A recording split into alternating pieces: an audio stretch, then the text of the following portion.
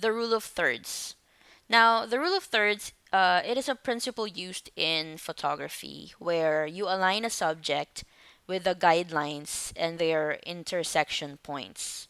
So you can use this same principle when creating your Facebook contents because it will help you to take well balanced and interesting photos.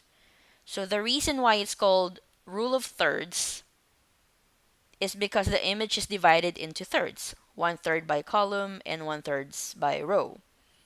It elevates the content, it gives emphasis to the focal point, and it shows you the interesting subject. Now, the four interesting points are called focal points or power points. So here are some examples that I have from my existing FB pages. Oops. Oh, before that samples, let me just give you an example here of other images that we can use the rule of thirds. So let's say the subject of this photo is what's this, Yoda. So place your subject at one of these power points. So if you can see, Yoda is placed on the upper right power point. So there. So here's another example. A girl blowing bubbles. So if you're going to apply the rule of thirds, it's going to pass because the girl is located on the upper right power point as well. Here's another example. It's a butterfly.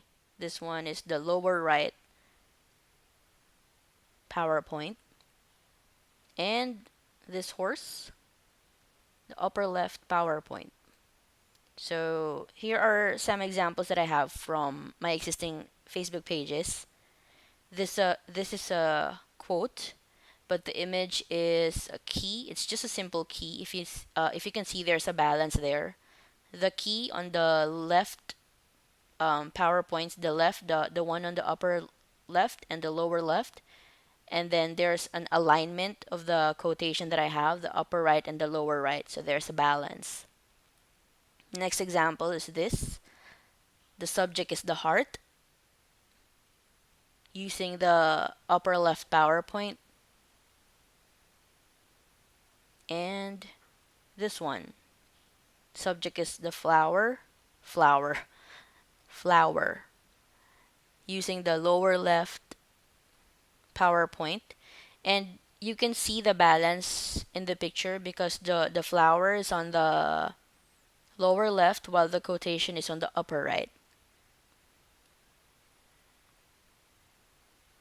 See, your photos look so much better as if it's done by a true professional, right?